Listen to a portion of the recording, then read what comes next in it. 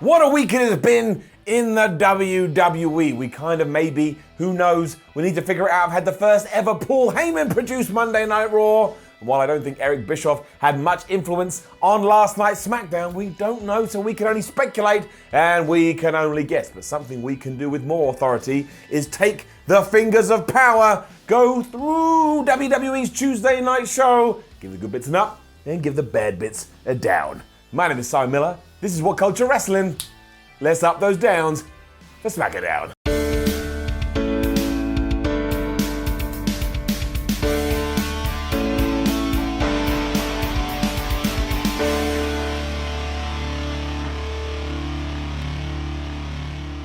What happened? Were we all too nice yesterday? That badass start to Raw that only went down 48 hours ago was talked about at the start of SmackDown, but then it transitioned into Shane McMahon and Drew McIntyre coming to the ring to talk for a very long time. They were going to be on the Kevin Owens show and we just didn't need this. We needed another, oh my gosh, what is happening? I got to text my friends and tell them what's happening in the world of wrestling.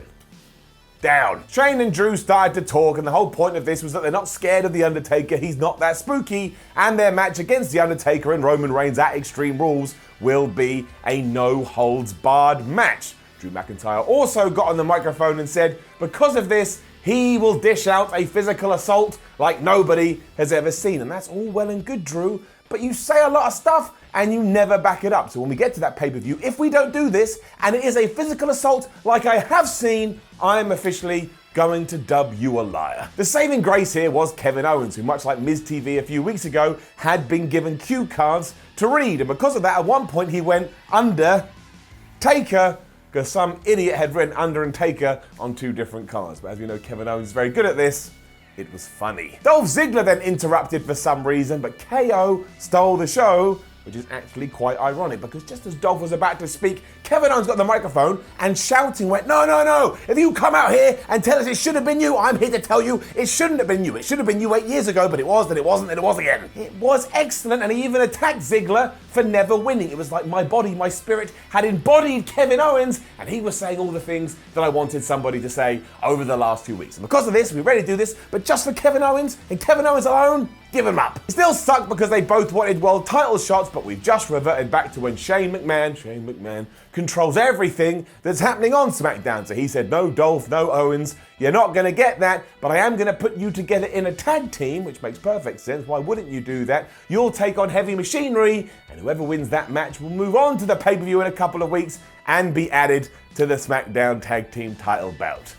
That's called convolution. That is not a follow-up to the group that were around in the 2000s, but really here there kind of seemed to be a vibe that maybe we're turning Kevin Owens face again. Dunno, we'll have to wait and see. Unsurprisingly, in the back, Daniel Bryan and Eric Rowan are really pissed about this because they don't want another team being added to their match. And as ever, Daniel was just great. He even told Kayla, the interviewer, that she knew nothing about maths. Brilliant. We then did have a fun match next though, as Big E did indeed take on Daniel Bryan, and this is one of the good things about keeping Daniel away from the world title scene. You can just have unexpected fights like this. Give it up. Nothing too crazy, but it was just nice to see these two have a little bit of fisticuffs. I mean, Daniel Bryan kept working over Big E's knee to try and negate his strength, but Big E was too strong, so he kept punching him and belly to belly him around the place. There was an easy out which WWE took when Rowan attacked both members of the New Day, and that allowed Daniel Bryan to hit the running knee, and he did indeed beat Big E. And that rhymed, and that makes me happy. I'm going to ring my mum and tell her. Also got a recap of everything that happened with the 24/7 title on Raw, and R-Truth was here on SmackDown saying he thinks Drake Maverick and his new wife are in San Antonio, but he's going to try and find them. Following on from that though, I just want to say I don't get WWE sometimes. I just don't get it. Like, I really do love them, I really do, and I enjoy watching their shows, but what goes through their brains sometimes? Because here we are in what only the third segment of SmackDown, and despite starting the thing with a talk show, we were then having another talk show. You don't see me doubling up on brown downs or golden ups, do you? Because I respect and I understand the sanctity of a gimmick. Either way, it was a moment of bliss.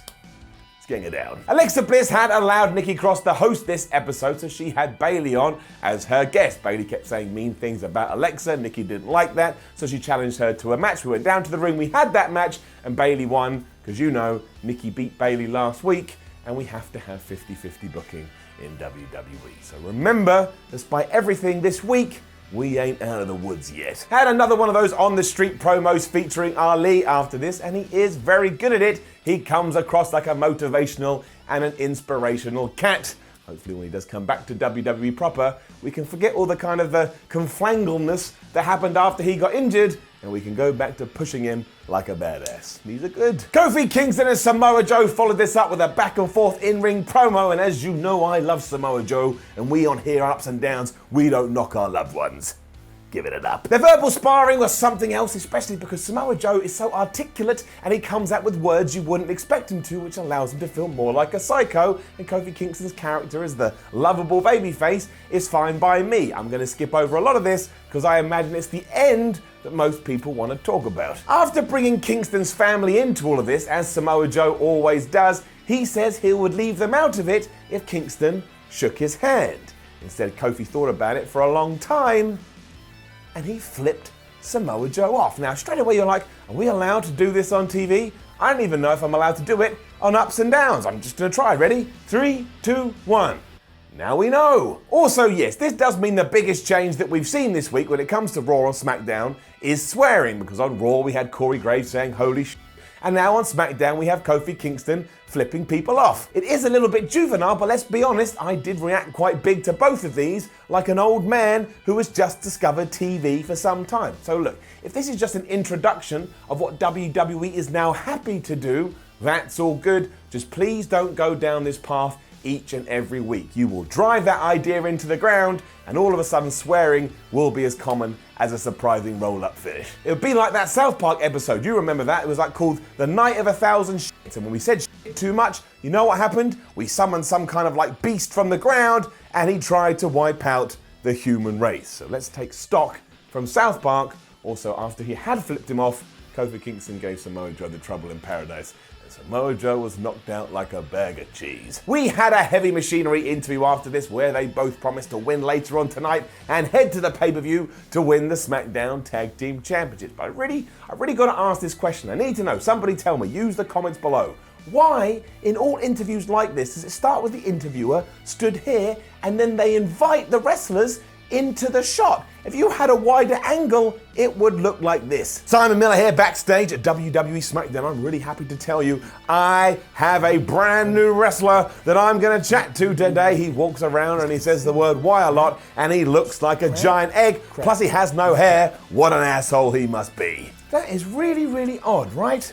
Wrestling. There was also another update on Braun Strowman and Bobby Lashley. We did this at the start of SmackDown as well. As we were told, while Bobby Lashley suffered some cuts and bruises, it's Braun Strowman that we really have to worry about because he may have a ruptured spleen. Does not sound fun. This segued into a Twitter video from Bobby Lashley who said, and I'm not joking here, that if he and Braun Strowman ever met again, he would kill Braun Strowman. And again, not making that up. Bobby Lashley said he would put him in the morgue. In the morgue. Death. The end. And all of a sudden I was like, do I have to ring the police? Am I now an accessory? Because I've heard someone threatening murder, but I'm not doing anything to sort it out. Also, Bobby, when you are doing these, look into the lens of the camera on your phone. Don't look into the screen bit where you can see yourself because you look like this. Braun Strowman, I am going to send you to the morgue. How dare you ever try and take out the almighty Bobby Lashley. Basic stuff, Bob. It's really, really basic stuff. Your eyes are all over the place. It was Andrade versus Apollo Crews next, and it's only fair to say from a story point of view, this feels nothing more than filler. I mean, it was based on, like last week when Zelina Vega was looking in the mirror and Apollo Crews walked up to her, but still, it was a badass match. Give it up. It followed the template you'd expect in the sense that Zelina kept getting involved, including giving Apollo Crews a hurricanrana off the apron. He smashed into the table. That's when Andrade was able to take advantage. He gave him a hammerlock DDT in the ring, and he got the 1, the 2, the 3. I do just want to shout out Andrade and say, WWE, make sure you do something with this man going forward. He is money. Not literally, that would be weird. Byron Saxton also pointed out at one point throughout this that this is Apollo's first match on SmackDown since he was drafted across in the Superstar Shakeup. And that, my friends, is absolutely dumb. It's almost been 3 months. I mean, I tried to double check it on the old internet machine and I couldn't find nothing that is a problem in itself. We then saw Owens and Ziggler having a little bit of a conversation. As Kevin rightfully pointed out, they should try and get on the same page, because ever since they returned to WWE, they've both sucked. And that ain't your fault, Kev. That ain't your fault at all. And we also saw Carmella wishing Ember Moon good luck in her match later on against Mandy Rose. Isn't that nice? Then we zoomed to Aleister Black's dark room. Now, I do like these, don't get me wrong, but at this point, I have offered more ideas about who was behind this door than WWE has. To be honest, I'm not 100% convinced that Aleister Black isn't just feuding with the door. He told us that when he did go to answer the door last week, there was nobody there, but he's extending an invite to whoever this was to turn up at Extreme Rules so they can have a fight. And I hope they do, Aleister. Otherwise, you're gonna look really dumb. You're just gonna be stood there going, huh? And imagine the lights go out and they come back on and it's the door. Then what are you gonna do? It's Goldberg's worst nightmare. Also, I had a little think. Here's some ideas for who could be behind the door. You could have Repo Man, we established that last week. You could have IRS, you could have Duke the Dumpster Drozy, or you can have the Brooklyn Brawler. All four of these will be absolutely fine. Ember Moon then beat Mandy Rose. However, I'm gonna give it an up. Now, I am being slightly biased here, but I just think that these two, along with Sonya Deville, have been put in absolute crap over the last few weeks, but they keep doing the best that they can, and I respect it. I mean, all they do is fight each other. So you have Ember Moon versus Mandy Rose, which you got here. Then you have Ember Moon versus Sonya Deville, and before that it was Ember Moon versus Mandy Rose again. But their matches consistently get better, and here, when Ember Moon did win with the Eclipse, I finished off by going, I kind of enjoyed that, especially because at one point Mandy gave her quite a devastating running knee. So there is no reason for this trio to keep going round the houses like they do, but they always turn up and they always do their best. From nowhere to, I got excited. That sounds like a euphemism. It is not. But all of a sudden the camera was on Shelton Benjamin, who was sat in the back while somebody asked him, hey Shelts, who do you think is going to win the WWE title at Extreme Rules? And Shelton Benjamin did this.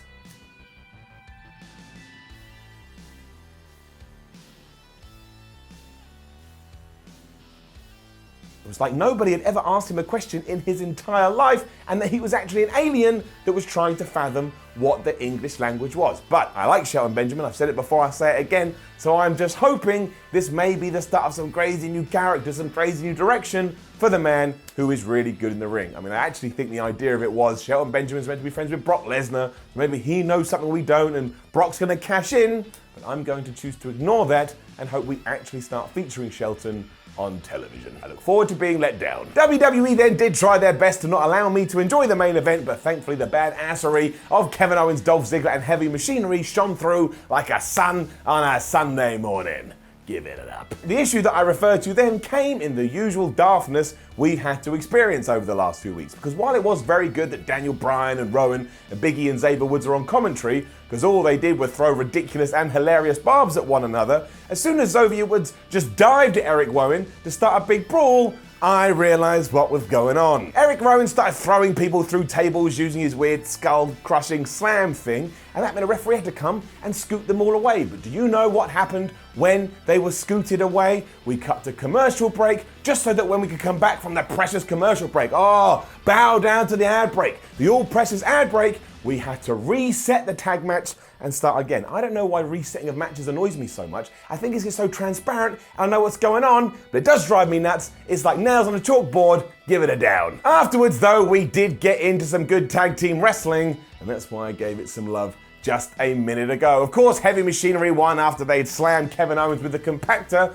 but this was mostly done to set up a feud between Owens and Ziggler, because Ziggler accidentally super kicked Kevin, which led to the finish, and afterwards Owen was so pissed off, he gave Dolph Ziggler a stunner. You all know what's gonna happen. They're gonna have a match at Extreme Rules, and I'm just gonna keep everything crossed, look, fingers and arms, that it means when all is said and done, we can go back to the Kevin Owens babyface push and treat him like the hero that he is. And out of nowhere down though, as it was at this point I remembered that Finn Balor hadn't been on the show. What is that about? I mean, one, what about the tease you did last week, WWE, when you said maybe I was getting Finn Balor versus Shinsuke Nakamura? And two, how can we have a main event on Raw that focuses so well on the United States Championship and makes it feel like a big deal, but on a whole episode of SmackDown, we don't even mention the Intercontinental title holder? You ain't getting away with it no more. Down. SmackDown then came to a close, and while it wasn't as bombastic or as exciting as Raw, It was a passable show, it was an okay show, it was a solid show, although not really had anything that's going to blow your mind and make you go, I'm going crazy. But I enjoyed it, maybe not as much as I would have hoped, and I still think SmackDown needs a bit more rehabbing than Raw if we stick to the format with Raw. But with all that said, with my spinny arrow thing, it is going to get an overall up. It's a bit of a low key up. Hopefully over the weeks and months it starts to get better again. Now don't forget to leave a comment below and let us know what you thought about last night's SmackDown. Like the video, share the video, subscribe to WhatCulture Wrestling, go click in with your fingers. Follow WhatCulture on Twitter, WhatCulture WWE. Head over to WhatCulture.com, see more videos here on WhatCulture Wrestling. My name is Simon from WhatCulture. Remember to go back and watch Raw Ups and Downs if you haven't done so already. There's also a YA video about AEW Fyter Fest and how violent it may become in the future. And make sure you have some damn good days. Thank you for joining me, and I will see you soon.